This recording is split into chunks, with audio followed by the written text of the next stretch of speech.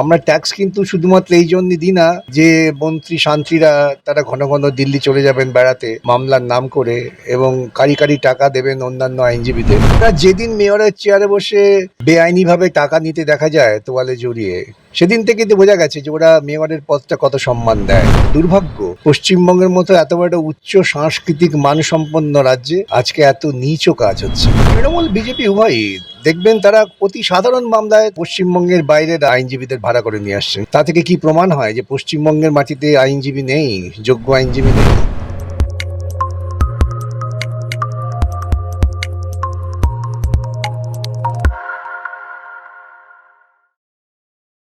নমস্কার, আপনারা দেখছেন দ্য ইন্ডিপেন্ডেন্ট বেঙ্গল। আমি শিবম। সুপ্রিম কোর্টে ফের ধাক্কা খেলেও রাজ্য। শাহজাহান ইস্যুতে তদন্ত করবে সিবিআই। বারংবার এক একটা কোর্টে ধাক্কা। নিঃসন্দেহে এই রাজ্যের ইমেজ ভারতবর্ষের বুকে কোথায় নিয়ে যাচ্ছে প্রশ্ন তুলছেন বিরোধীরা। আর এই নিয়ে কথা বলতে আমাদের সঙ্গে এই মুহূর্তে উপস্থিত আছেন বিকাশ রঞ্জন ভট্টাচার্য। স্যার, প্রথমে দ্য ইন্ডিপেন্ডেন্ট বেঙ্গলে স্বাগত। সুপ্রিম কোর্টে ফের ধাক্কা খেলেও রাজ্য, এই ধাক্কাটা আপনি কীভাবে দেখেন? না, সুপ্রিম কোর্টে যে কোনো সংস্থা যারা স্বাধীনভাবে যুক্তিসঙ্গত উপায়ে চিন্তাভাবনা করবেন সেখানেই রাজ্য ধাক্কা খাবে। সেই জন্যেই রাজ্য তার বিভিন্ন স্তরের প্রচার মাধ্যম দিয়ে বিভিন্ন অসত্য কথা, অর্ধসত্য কথা প্রচার করেন। রাজ্য সরকার আজ পর্যন্ত একটাও সিদ্ধান্ত জনস্বার্থে নিয়েছেন তার পেছনে কোনো যুক্তি দেখাতে পেরেছেন? পারেননি। বারে বারে আদালতে ধাক্কা খেয়েছেন। আর ওদের সুবিধে হচ্ছে জনগণের ট্যাক্সের টাকায় ওরা সকাল বিকেল দিল্লি যেতে পারেন, হয়তো চিন্তা করতে হয় না। সে গরিব মানুষ মিড ডে মিল নাই বা পেলো, গরিব মানুষ তার কর্মচারীরা বেতন দিয়ে নাই বা পেলো, প্রাইমারি স্কুল বন্ধ হয়ে গেল, বয়েই গেল, ওরা টাকা নিয়ে মহোৎসব করবেন, পুজোয় ধর্মীয় অনুষ্ঠানে ব্যয় করবেন, আর জেল থেকে বাঁচবার জন্য বারে বারে সুপ্রিম কোর্টে যাবেন। এটাই হচ্ছে রাজ্য সরকারের এখন একটা কর্মসূচি। বিচারপতি অবজারভেশনে বলেছেন একজনকে বাঁচানোর জন্য কেন এত চেষ্টা করছে রাজ্য। ঠিকই তো, বিচারপতিরা বলেছেন রাজ্যের মুখ্যমন্ত্রী একজন মানে এটা ঘুরে ফিরে দাঁড়াচ্ছে মুখ্যমন্ত্রী। ওই মামলায় হয়তো একজন উপলক্ষ আছে, আসল তো লক্ষ্য মুখ্যমন্ত্রীকে বাঁচাবার জন্যেই ওদের বারবার সুপ্রিম কোর্ট যাওয়া। তা না হলে কোনো রাজ্য সরকার যা সংবিধান দ্বারা প্রতিষ্ঠিত তারা তদন্তের বিরোধিতা করে সুপ্রিম কোর্টে যাবে? বাম আমলে কতগুলো সিবিআই ওরা চেয়েছিলেন, একটা সিবিআই মামলা থেকে বাম সরকার সুপ্রিম কোর্টে গিয়েছিল?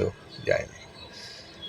সুতরাং এসব প্রথম গিয়েছিল সেই দুই ভাইয়ের মামলায় ৭৮ না ৮০ সালে, সেটা তখন বিচার করার জন্য যে সাংবিধানিক ক্ষমতা কতটা আছে। যেই মুহূর্তে সুপ্রিম কোর্ট বলে দিল না, আদালত মনে করলে পরে সিবিআই তদন্তের নির্দেশ দিতে পারে, তারপর থেকে বাম সরকার কখনোই সুপ্রিম কোর্টে কোনো মামলা নিয়ে যায়নি।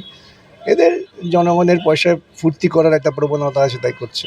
একাধিক মামলায় সুপ্রিম কোর্টে যাওয়া, অনেক টাকা লাগে সুপ্রিম কোর্টে, আমরা শুনেছি। এই প্রশ্ন কি আপনারা কখনো তুলেছেন যে এই টাকা কোথা থেকে আসছে? সবসময় তুলি, প্রতিদিন প্রতি মুহূর্তে আমরা তুলি যে জনগণের পয়সায় মামলার নাম করে বিভিন্ন আদালতে মহোৎসব হচ্ছে।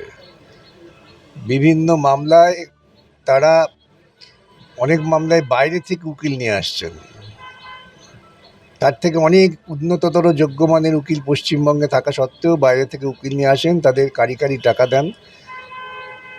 জনগণ না খেয়ে থাকবে, তাতে কী যায় আছে? কেন এই জনগণ এতটাই ভাবালু জনগণ যে তারা তো ওকেই ভোট দিচ্ছেন। সে ভোট দিচ্ছেন কি ভোট জোর করে নিয়ে যাচ্ছেন ভিন্ন কথা, কিন্তু ও তো সে কথাই বলবে যে আমি তো ভোটে জিতছি। স্যার, প্রতি ক্ষেত্রে আপনাদের ফিজ নিয়ে প্রশ্ন তোলা হয়েছে, ফিরদৌস শামীমকে টুইট করে কটাক্ষ করা হয়েছে। তো এই যে এত টাকা রাজ্য সরকার খরচ করছে, এটা নিয়ে পাল্টা আপনাদের মনোভাব কি? না, আমাদের দেখুন, প্রাইভেট মক্কেল কোন উকিলকে দেবে সে তার নিজের ব্যক্তিগত পয়সা থেকে দিচ্ছে। এটার সঙ্গে রাজ্য সরকার জনগণের কোষ থেকে আমি আপনি না খেয়ে প্রায় ট্যাক্স দিই, সেই ট্যাক্সের টাকা দেওয়া হয় রাজ্যের সামগ্রিক উন্নয়নের কথা মাথায় রেখে, যে আমরা আমাদের ছেলেরা যদি বিনা পয়সায় লেখাপড়া শেখে, আমাদের রাজ্যের মানুষ যদি বিনা পয়সায় চিকিৎসা পান, আমাদের রাজ্যের মানুষের টাকায় যদি গ্রামাঞ্চলে বিভিন্ন রকম পরিষেবামূলক উন্নয়ন হয়, এইসবের জন্যই তো আমরা ট্যাক্স দিই।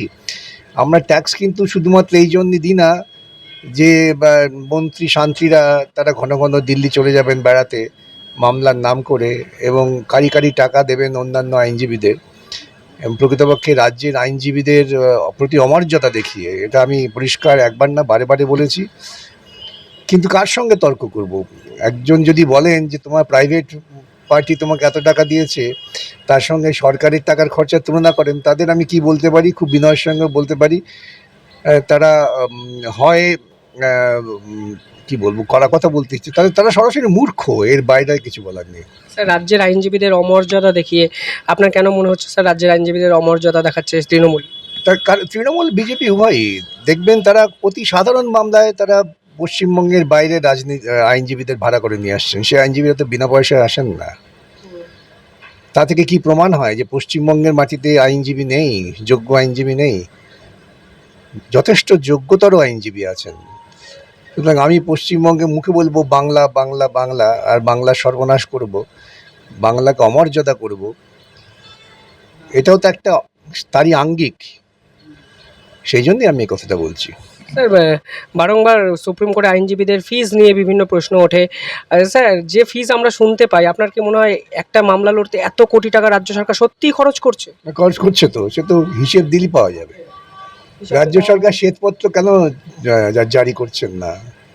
বিজ্ঞাপনে আমি তো জানতে চাই, রাজ্য এবং দেশব্যাপী বিজ্ঞাপনে প্রধানমন্ত্রী মুখ্যমন্ত্রীর ছবি ছাপিয়ে বিজ্ঞাপনে কতশো কোটি টাকা খরচা হয়।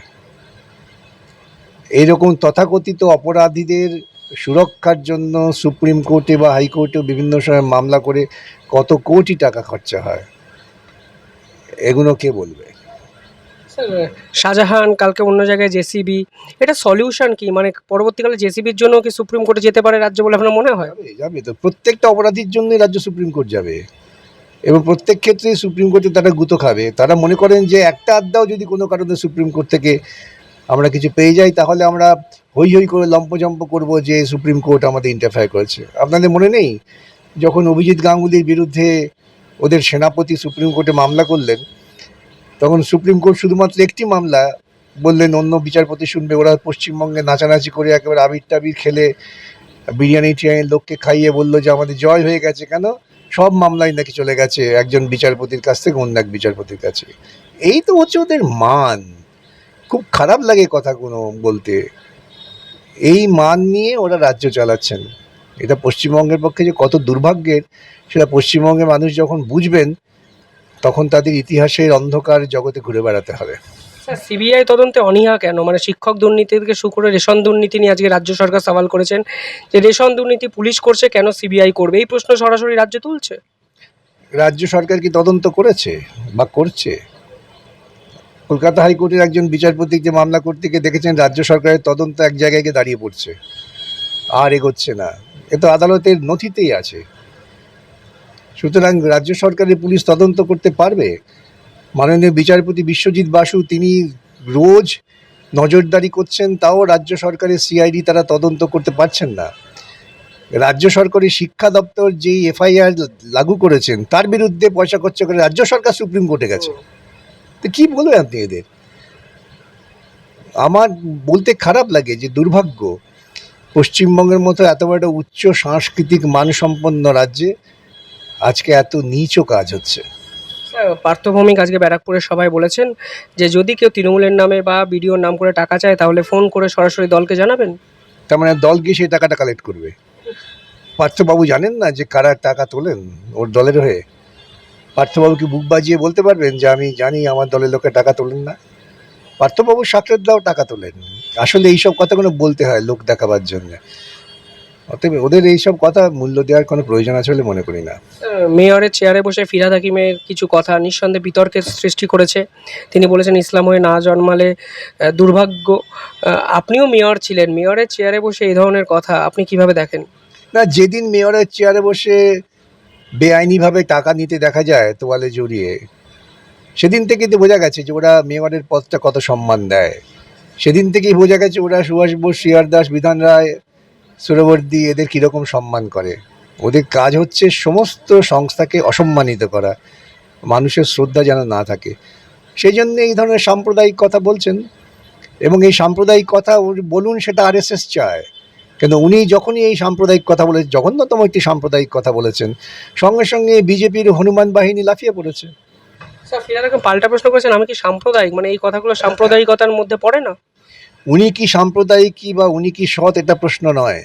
প্রশ্ন হচ্ছে উনি যা বলেছেন রাজ্যের মুখ্যমন্ত্রী, দেশের প্রধানমন্ত্রী বা মন্ত্রীরা বা এই সাংবিধানিক পদে যারা থাকেন, তাদের কথা অনেক সাধারণ মানুষের কাছে এটা গ্রহণযোগ্য হয়। আজকে তিনি যে কথা বলেছেন, তিনি পশ্চিমবঙ্গের গ্রামে গ্রামে প্রকৃতপক্ষে একটা সংঘর্ষ লাগিয়ে দেওয়ার পরিস্থিতি তৈরি করেছেন, খুব পরিকল্পনা করেই। আমি খুব বিস্মিত হব না আগামী কয়েকদিনের মধ্যে যদি বজরং দল বা এই হনুমান বাহিনী গেরুয়া ঝান্ডা নিয়ে রাস্তাঘাটে নেমে কচু কাটাকাটি শুরু করে, যেটা বলছো। ব্যবস্থা কি নেওয়া উচিত ছিল বলে মনে হয়? ব্যবস্থা মানে এটা তো সঙ্গে সঙ্গে উচিত ছিল আর ক্ষমা চাওয়া, যে আমি ভুল করে বলে ফেলেছি, মুখ ফসকে বলে ফেলেছি, এটা বলতে চাইনি। উনি সে কথা তো বলছেন না। উনি ওই কথা বলেও নিজে সাম্প্রদায়িক কি সাম্প্রদায়িক না সেই সার্টিফিকেট করার চেষ্টা করছেন। এতে তো আরেকটা জঘন্যতম প্রচেষ্টা। কোনো কথা ভুল করে বললে তাকে প্রত্যাহার করার মতো সাহস থাকবে না নাকি? চোপড়ায় এক ভাইরাল ভিডিও নিয়ে মোহাম্মদ সেলিমের বিরুদ্ধে এফআইআর করা হয়েছে। বলা হয়েছে ভাইরাল ভিডিও তিনি স্প্রেড আউট করেছেন এবং এফআইআর করেছেন নির্যাতিতা স্বয়ং। তো আশ্চর্য হওয়ার কিছু নেই।